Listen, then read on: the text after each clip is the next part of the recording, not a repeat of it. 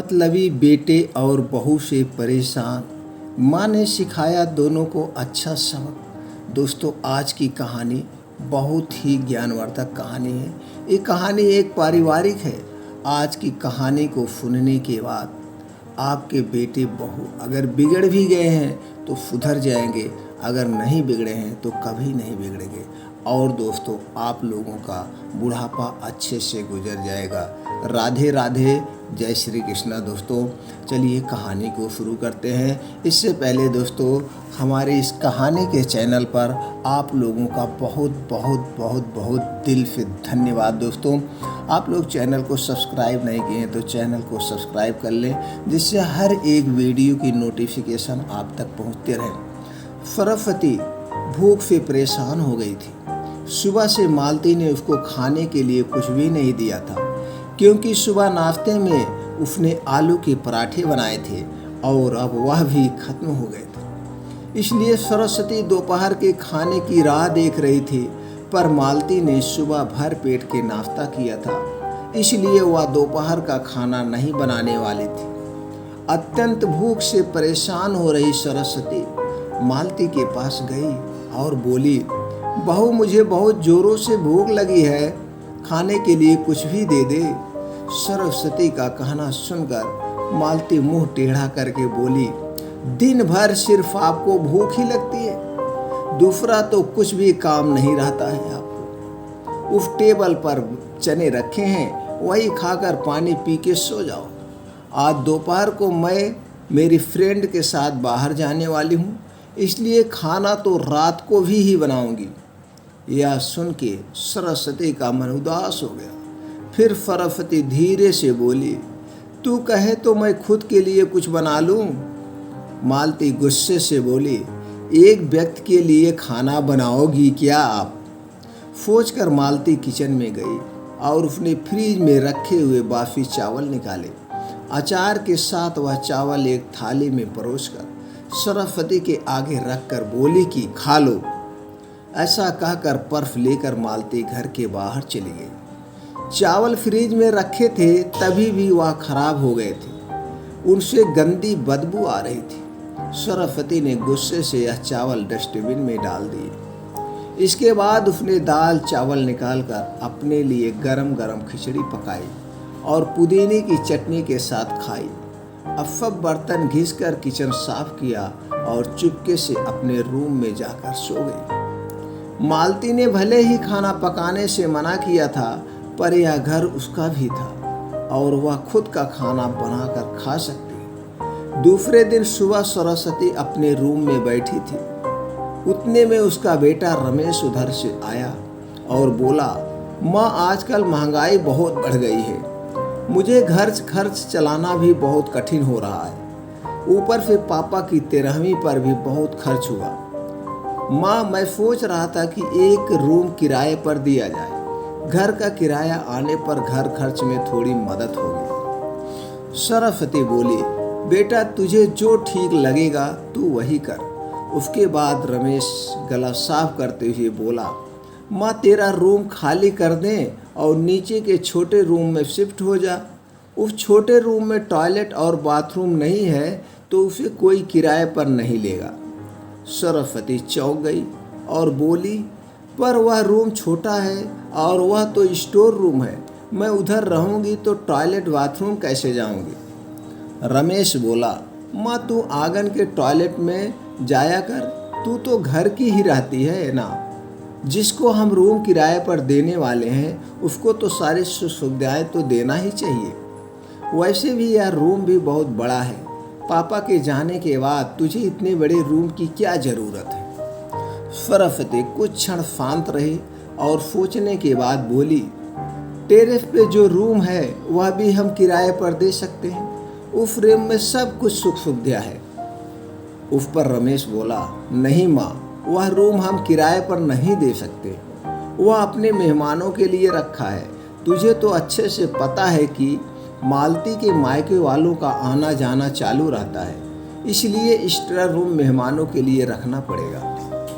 सरस्वती सब समझ गई थी कि बेटे ने तो उसका ही रूम किराए पर देने का निर्णय किया है, क्योंकि वह बुढ़ापे में बेटे और बहू पर आश्रित थी, इसलिए रमेश ने जो कहा उस पर सरस्वती ने ज़्यादा विरोध नहीं किया। उसने अपना थोड़ा सामान लिया और छोटे रूम में शिफ्ट हो गई।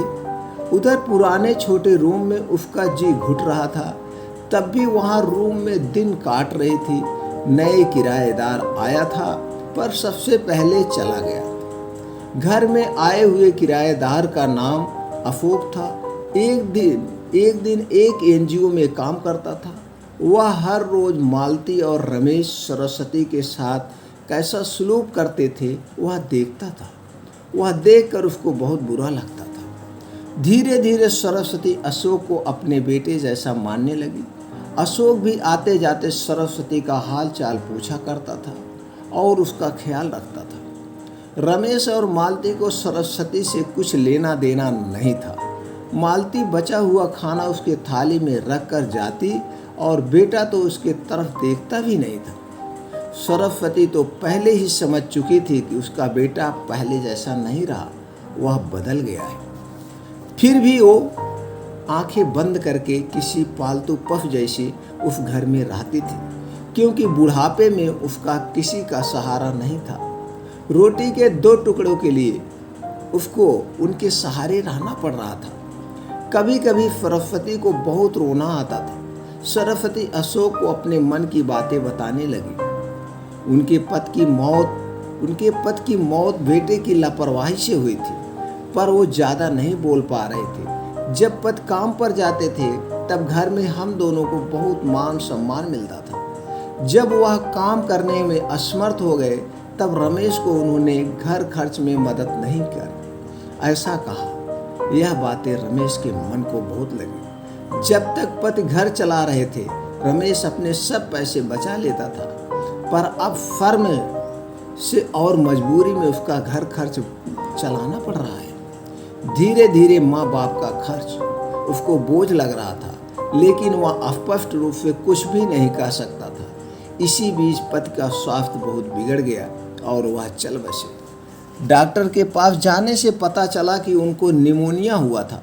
डॉक्टर थोड़ी महंगी दवाई लिख कर देते थे तो रमेश पैसे बचाने चाहिए, इसलिए रमेश आधी दवाई लेकर आता था। शुरू में पति का स्वास्थ्य सुधर गया था, तब रमेश ने उनकी गोलियां औषधि बंद कर दी थी। पति भी इन चीज़ों पर ज़्यादा ध्यान नहीं देते थे, लेकिन एक रात में उन्हें सांस लेने में बहुत परेशानी हुई।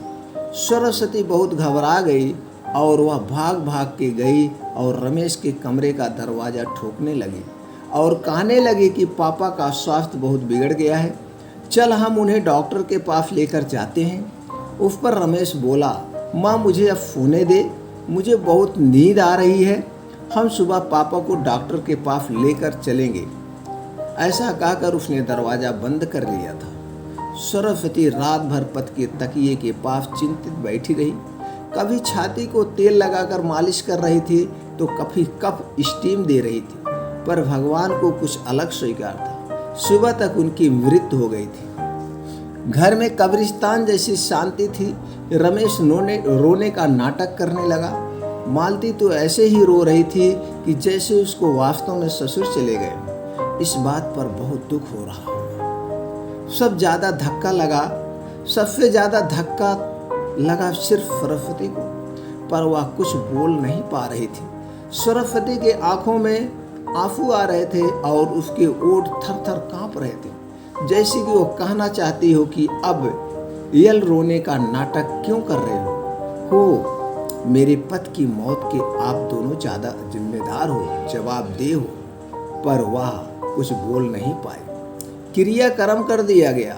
सरस्वती के दिमाग में हमेशा एक बात चलती थी, रमेश ने लापरवाही नहीं की होती तो आज मेरे पति जिंदा होते। उनकी मौत के बाद मालती और रमेश का व्यवहार बहुत बदल गया था। सरस्वती को भी उनके व्यवहार की आदत पड़ गई थी, इसीलिए वह उनकी तरफ से कोई भी अपेक्षा नहीं रखती थी, पर उसका मन उसे अंदर ही अंदर उसे खाए जा रहा था। ऐसी औलाद को सबक भी न सिखा सकते। एक दिन उसका किराएदार अशोक उसके पास आया और सरस्वती को कुछ बातें उसने समझाई। वह बातें सुनकर सरस्वती के आंखों में एक नई उम्मीद जागी। दूसरे दिन सुबह सरस्वती मालती और रमेश के पास आई और बोली, मुझे तुम दोनों से बहुत ज़रूरी बात करनी है। मुझे ऐसा लग रहा है कि तुम दोनों को मेरे साथ रहने में प्रॉब्लम है, इसलिए मैंने सोचा कि मैं वृद्धा आश्रम में रहूंगी। सरस्वती का कहना सुनकर मालती बहुत खुश हो गई। रमेश ने थोड़ा दुखी होने का नाटक किया। फिर थोड़ी देर में सरस्वती ने उन दोनों के चेहरे के हाव भाव देखे और बोली, रमेश तुझे दुखी होने की जरूरत नहीं है बेटा, और मालती तुझे इतना खुश होने की भी जरूरत नहीं है बहू बेटी। पहले मेरी सब बातें सुन लो। और सरस्वती हंसकर बोली, यह बातें सच्ची है कि वृद्धा आश्रम में मैं रहूंगी, पर इस घर से कहीं नहीं जाऊंगी। मैं इस घर को ही वृद्धा आश्रम बनाऊंगी। अब यहाँ तुम्हारे जैसे स्वार्थी बेटे और बहू यहाँ नहीं रहेंगे, मेरे जैसे बूढ़े लोग यहाँ रहेंगे। ये मेरा आखिरी निर्णय है। यह सुनकर रमेश और मालती दोनों ही चौंक गए। रमेश और मालती एक दूसरे की तरफ देखने लगे। उन दोनों ने सोचा था कि सरस्वती घर छोड़कर चली जाएगी तो वह दोनों खुशी से रहेंगे। उनको लगा था कि अब उनको सरस्वती की जवाबदेही लेनी नहीं पड़ेगी, उसका ख्याल नहीं रखना पड़ेगा। पर इधर तो सब उल्टा हो गया था। सरस्वती का कहना सुनकर रमेश गुस्से से बोला, माँ तेरा दिमाग तो ठीक है ना, इस घर पर मेरा अधिकार है, फिर तू इस घर को कैसे वृद्धा आश्रम बना सकती है? तू भूल रहा है बेटा, अभी तक ये घर मेरे ही नाम पर है। सरस्वती गुस्से से बोली, तुम दोनों ने मुझे बहुत परेशान किया है, छोटी छोटी बातों पर मेरा अपमान किया है, बीमारी के वक्त भी मुझ पर ध्यान नहीं दिया, खाने पीने के लिए भी मुझे बहुत तरसाया। तेरे पिताजी भी तुझे छोड़कर चले गए। अगर मैंने कठोर निर्णय नहीं लिया तो मेरा भी वही हाल होगा जो तुम्हारे पापा का हुआ था। इसीलिए मैंने सोचा कि बेटे के झूठे प्यार के जाल में फंसने से अच्छा मैं अपने बारे में सोचूं। रमेश घुटनों पर आकर बोलने लगा, माँ मुझे माफ़ कर दे, हम दोनों तेरा अच्छे से ख्याल रखेंगे, तेरा कभी भी अपमान नहीं करेंगे, पर तू इस घर को वृद्धा आश्रम मत बना। माँ थोड़ा सोच कर तो देख कर हमारा क्या होगा, जरा मेरी तरफ तो देख माँ। वह माँ के सामने गिड़गिड़ा रहा है। सरस्वती ऊंची आवाज में बोली, मैंने और तेरे पापा ने तुझे अच्छे संस्कार दिए थे, फिर भी तूने सिर्फ तेरे परिवार के लिए, तेरे परिवार के बारे में ही सोचा, अपने परिवार के ही बारे में सोचा, हमारा नहीं। फिर मैं तेरा कैसे सोचूं? तू तेरे परिवार का सोच, मेरी चिंता मत कर और जल्द से जल्द घर छोड़कर चला जा, क्योंकि इस घर में अब अच्छे लोग रहने आ रहे हैं। इतना कहकर सरस्वती अपने रूम में चली गई। रमेश और मालती शांत सरस्वती को जाते हुए देखते रह गए। सरस्वती ने अपने जैसे बूढ़े लोगों को उसके घर में आश्रय दिया। अशोक की मदद से वृद्धा आश्रम अच्छे से चलने लगा। दोस्तों, आजकल के लड़के ने बूढ़े लोगों के साथ गैर व्यवहार किया तो बूढ़े लोग भी कठोर निर्णय ले सकते हैं। तो दोस्तों, इस कहानी से आपको क्या ज्ञान मिला, हमें कमेंट सेक्शन में ज़रूर बताएं। अगर इस कहानी से आपको लगता है कि एक बिगड़े हुए नालायक बेटे और बहू को सुधारा जा सकता है, या किसी का बेटा हुआ बिगड़ा नालायक है, तो ये कहानी ज़्यादा से ज़्यादा लोगों तक जरूर शेयर करें। फिर मिलते हैं ऐसी और ही ज्ञानवर्धक कहानी के साथ अगले वीडियो में। तब तक आप अपने परिवार के साथ खुश रहिए, एंजॉय करिए।